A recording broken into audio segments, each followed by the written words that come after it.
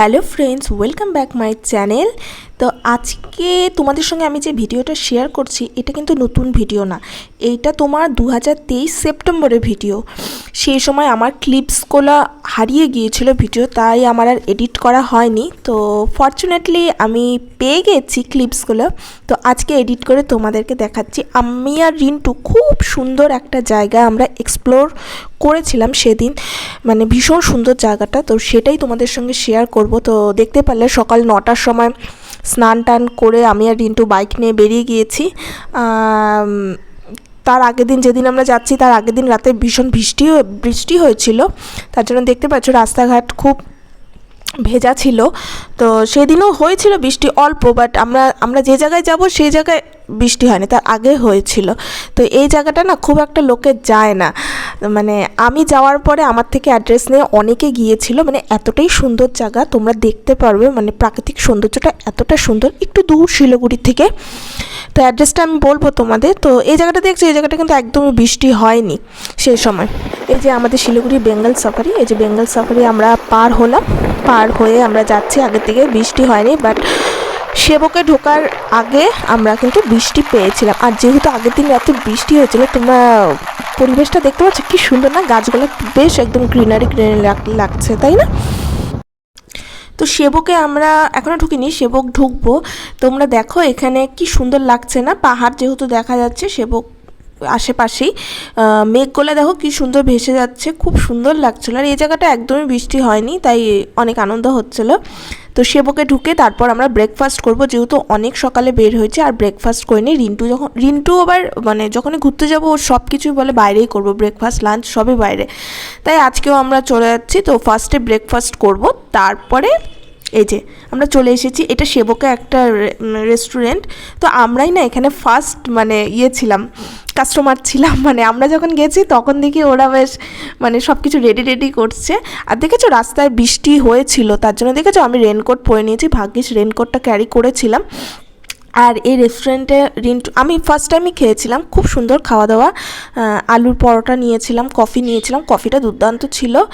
আর আমি রিন্টুকে বলছিলাম একটু ঘুরিয়ে দেখাও, খুব সুন্দর ছিল রেস্টুরেন্টটা, আমার তো খুব ভালো লেগেছিলো। তারপরে আমরা আসার পরে তারপরে আস্তে আস্তে লোক এসেছিলো, কিন্তু আমরাই ফার্স্ট কাস্টমার, মানে রেস্টুরেন্টের ওনারাও বলছিলো আপনারাই ফার্স্ট।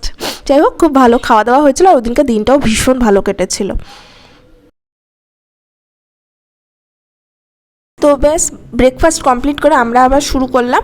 তো দেখো এই যে এটা হচ্ছে সেবক কালীবাড়ি ডান সাইডে। তো সেবক কালীবাড়ি আমরা সরি ওটা ভুল হলো, ওটা সেবক শিব মন্দির। এই যে সামনে যেটা আসছে সেটা হচ্ছে সেবক কালীবাড়ি। এই যে সেবক কালীবাড়ি পার্কটা করে এরপর আমরা যাচ্ছি। তো তোমাদেরকে আমি অ্যাড্রেসটা বলে দিচ্ছি, যদি তোমাদের ভালো লাগে ভিডিওটা, তোমরা যদি কেউ যেতে চাও। তো অ্যাড্রেসটা হলো সেবক ছাড়িয়ে কালীঝোড়ায় যে একটা তিস্তা ড্যাম্প হয়েছে নতুন, সেই ড্যাম্পের ভিতর দিয়ে যেতে হবে। আর ওইখানে কিন্তু যাওয়ার আগে পারমিশন নিতে হয়।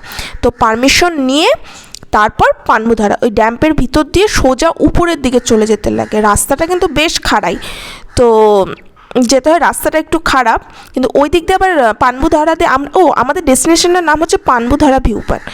তো ওই পানমুধারা দিয়ে আবার কালিম্পংও যাওয়া যায়, খুব সুন্দর আর ভীষণ খাড়া। এই যে তোমরা দেখতে পাচ্ছ আমরা প্রায় ঢুকে গিয়েছি। ড্যাম্পের ওখানে ভিডিও করা মানা ছিল, তাই আমরা ওখানে করিনি। ড্যাম্পের ওখানে পুলিশদের কাছ থেকে পারমিট করতে হয়। এই যে আমরা আস্তে আস্তে উপরে যাচ্ছি, অনেকটা উঁচুতে। যারা বাইকে খুব হাত পাকা তারাই বাইক নিয়ে এসো, নাহলে কিন্তু প্রবলেমে পড়বে, ভীষণ উঁচুতে, কিন্তু খুব ভালো লাগে, মানে প্রাকৃতিক সৌন্দর্যটা খুব সুন্দর। আর একটু রাস্তাঘাট একটু সেই সময় নোংরা ছিল, এই জায়গাটা না একটু সামনের দিকে না অনেক বেশি গোবর টোবর ছিল। এই যে প্রচণ্ড উঁচু দেখছো, মাঝে মধ্যে আবার নেমে যেতে হচ্ছিলো আমাকে, অনেক উঁচু ছিল। আমরা যত বেশি উপরে উঠছিলাম তত বেশি কুয়াশা একদম ঘিরে যাচ্ছিলো। সেপ্টেম্বরের ওয়েদারটা তোমরা জানোই, কিন্তু শিলিগুড়ির ওয়েদার তো বেশ গরমই থাকে, কিন্তু এখানে বেশ প্লিজেন্ট ওয়েদার, হাওয়া হচ্ছিলো। আর দেখো তোমরা দেখতে পাচ্ছ মনে হচ্ছিলো ডিসেম্বর জানুয়ারির ওয়েদার, এত বেশি কুয়াশা ছিল, চারপাশটা খুব আরামও লাগছিল, কারণ শিলিগুড়িতে যা সেই সময় গরম। এই যে এই গেটটা দেখছো, এটা তোমার পানমুধারার ভিউ পয়েন্টে ঢোকার গেট। এই দিক দিয়ে যেতে হয়, সামনে পানমুধারা, এই যে দেখো লেখাটা আছে পানবু। তো এখানে হোমস্টেও আছে, যদি কেউ তোমরা থাকতে চাও, এই যে পানবু, এখানে হোমস্টেও আছে, যদি তোমরা কেউ থাকতে চাও সেটাও তোমরা থাকতে পারো। আমরা চলেই যাচ্ছিলাম, মানে ভিউ পয়েন্টের রাস্তা মনে আসছিলই না, অনেকটা দূর, শিলিগুড়ি থেকে 2-2.5 ঘন্টা। এই দেখো অনেকেই বাইক নিয়ে এসেছে। তো তারপরে উপরের দিকে ভিউ পয়েন্টটা ছিল। এই জায়গাটাও সবাই দাঁড়িয়ে ফটো তুলছিল, পুরো মেঘে ঘেরা। কিন্তু এটা কিন্তু আসল ভিউ পয়েন্ট না, ভিউ পয়েন্টটা যেতে গেলে আরও উপরে যেতে হবে এর থেকে। কিন্তু এই জায়গাটাও খুবই সুন্দর ছিল। কেমন লাগছে? দারুণ দারুণ।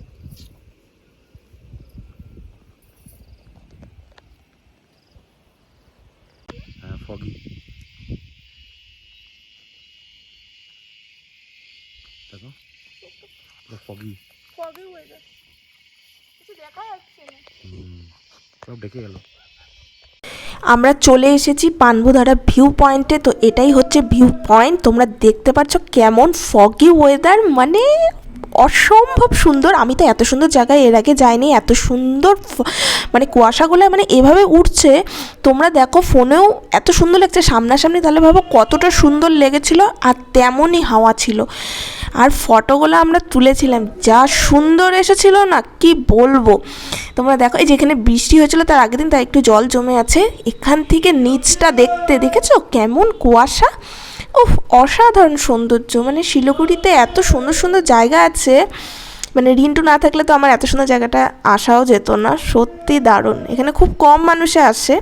তো এই যে এইটা কিন্তু একটা হোমস্টের একটা এখানে বোর্ড লাগানো আছে। তো তোমরা যদি কেউ থাকতে চাও তো থাকতে চাও, কারণ এত দূরে আমরা চলে গিয়েছিলাম। কিন্তু আমার মতে এখানে থাকাটা বেস্ট হবে, কারণ ভোরবেলায় রাত্রেবেলায় ভিউটাও এনজয় করা যাবে। দেখো কি সুন্দর, এ সাইডটা আবার একটু গ্রিনারি দেখাচ্ছিলো, কিন্তু তারপরেই দেখো কেমনভাবে মেঘগুলো উঠছে, দেখছো? ওহ, অসাধারণ। মনটা একেবারে যে আমার কি খুশি হয়েছিল। আর এর উপর থেকে নিচটা দেখতে তো আরও দারুণ লাগছিলো।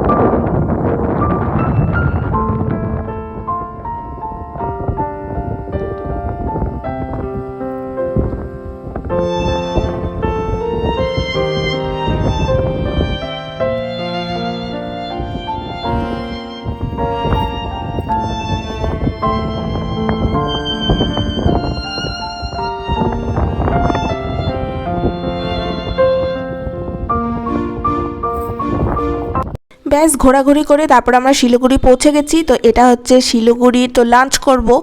তো শিলিগুড়ি যখন ঢুকেছি তখন হচ্ছে 4:30 বাজে। তাই রিন্টু বললো ভূতের রাজা দিল বরে, চলো লাঞ্চ করি। তো ওখানে এই যে এটা হচ্ছে ভূতের পোড়া কালো মাংস মেনুটার নাম, তো সেটা অর্ডার করেছিলাম। সাথে ডাল, ভাজা, চাটনি, অনেক কিছুই ছিল।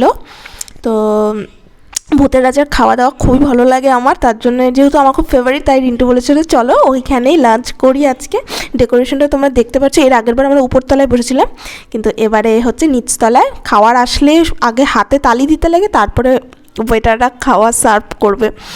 আর এই যে দেখো কি সুন্দরভাবে ওরা খাওয়া দাওয়া সব পরিবেশন করে না, খুব ভালো লাগে। পানের বাটার মধ্যে ভাত দেয়, আর হচ্ছে ভূতের পোড়া কালো মাংস। এই যে এটা হচ্ছে ভূতের পোড়া কালো মাংস, খুব টেস্টি ছিল, কিন্তু একদম ইউনিক রেসিপিটা, আমার তো খুব ভালো লেগেছিলো।